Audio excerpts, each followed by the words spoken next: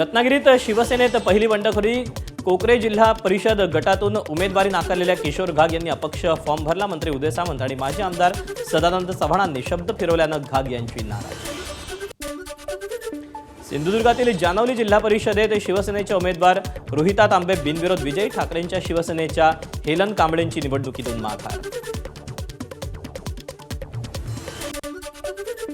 उपमुख्यमंत्री अजित पवारांकडून जिल्हा परिषद पंचायत समितीच्या निवडणुकीच्या प्रचाराचा शुभारंभ। कन्हेरीच्या मंदिरात प्रचाराचा नारळ फोडून केला शुभारंभ। यशवंत सामाजिक प्रतिष्ठानच्या वतीनं देण्यात येणारे कृतज्ञता पुरस्कार जाहीर। एबीपी न्यूज नेटवर्क समूहाचे वरिष्ठ उपाध्यक्ष आणि मुख्य संपादक राजीव खांडेकर, डॉक्टर संदीप वासलेकर आणि प्राध्यापक डॉक्टर रंगनाथ पठारे यांना पुरस्कार जाहीर। 31 जानेवारीला ज्येष्ठ साहित्यिक यशवंतराव गडाख यांच्या अध्यक्षतेत पुरस्कारांचं वितरण। परळीत महाशिवरात्रीच्या पार्श्वभूमीवर नगर परिषद प्रशासनाकडून कामांना सुरुवात। मुख्य रस्त्यांवर खड्डे दुरुस्ती। पुढच्या महिन्यात महाशिवरात्रीच्या निमित्त वैजनाथ देवस्थानला भाविकांच्या गर्दीची शक्यता। अहिल्यानगर शहराजवळ बिबट्या वनविभागाच्या पिंजऱ्यात जेरबंद। शहरातील बोरुडेमाळा येथे उसाच्या शेतात एक मादी बिबट्या आणि पिल्लं असल्याची नागरिकांनी माहिती दिली होती।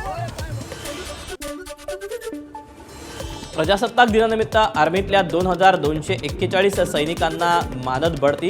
437 सैनिकांना कॅप्टन तर 1804 सैनिक लेफ्टनंट यांचा त्यांना मान, तर काही सैनिकांची जीसीओ पदी बढती।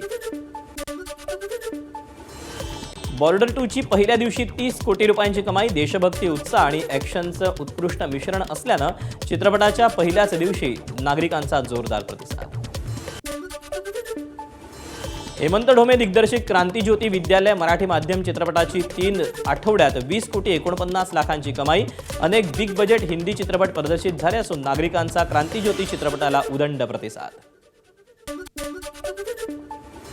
ऑस्ट्रेलिया विरुद्धच्या एकमेव कसोटीसाठी भारतीय महिला संघाची घोषणा। स्टार फलंदाज प्रतिका रावल, डावखुरी फिरकीपटू वैष्णवी शर्मा आणि वेगवान गोलंदाज क्रांती गौड यांना पहिल्यांदाच कसोटी संघात संधी।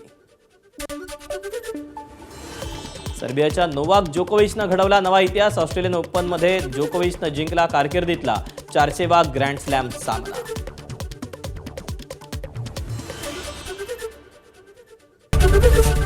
एबीपी माझा, उघडा डोळे बघा नीट।